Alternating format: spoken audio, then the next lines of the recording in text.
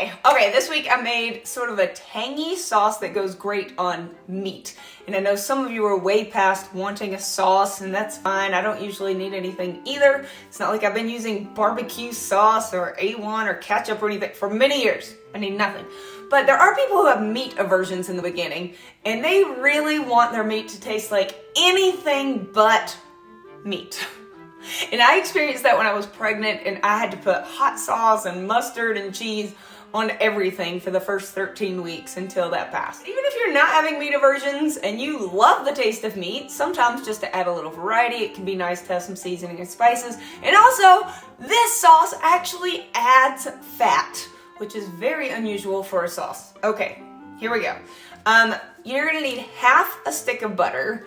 This is unsalted because it's just what I have, but if you use salted, that's fine. You're just gonna add less salt at the end, and you're gonna melt that stick of butter. You could either do it on a pot on the stove or in the microwave. I did mine 30 seconds, gave it a little swirl, 30 more seconds, and the stick of butter, half the stick of butter was melted. That is 4 tablespoons of melted butter. Okay, the next thing I add is 1 teaspoon of just some yellow mustard. I am aware that yellow mustard is not an animal product, but it is a teaspoon. My body is okay with that. My brain is okay with that. I'm good. But, you know, to each his own. 1 teaspoon of mustard. Next is 1 teaspoon of vinegar. I used apple cider vinegar. It might work fine with plain white vinegar. I don't know. This is the only kind I've tried. All right, 1 teaspoon. Throw it in. Okay, we're almost done. The next ingredient is 2 egg yolks. Just the yolks. People ask me, what do you do with the extra whites? I throw some in my kids' scrambled eggs. They just blend them in with the rest of their whole eggs. Some of you have told me that you trash yours. Some of you feed them to your dog. One lady told me she flushes hers down the toilet. Whatever. Dump those in. Then you are going to salt to taste, and I hate it when people say salt to taste, but honestly, if you are like me and used unsalted butter, you're probably going to give it about that much. And then pepper.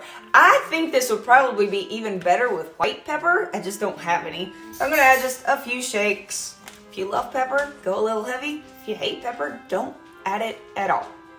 Okay, now you're just gonna whisk it together. If you want to just use a fork, that's fine. I do also have one of these doodads, so you can do that too. Once it is stirred, it is ready to pour over top of your steak or use just as a dipping sauce on the side. Or I have tried putting it in the fridge overnight. It doesn't turn hard, it stays a nice sauce. In fact, it gets just a little bit thicker.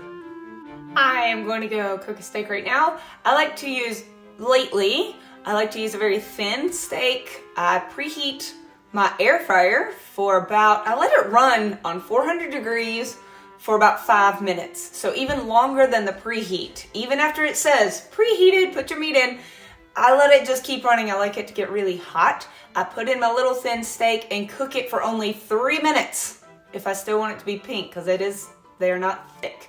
A little red steak, like either a little sirloin or a little chuck tender. And then I put a little bit of this on it and some goat cheese. Oh, so good. Okay, if you try it and you like it or you hate it, let me know. I think it's pretty dang good though. Okay, bye.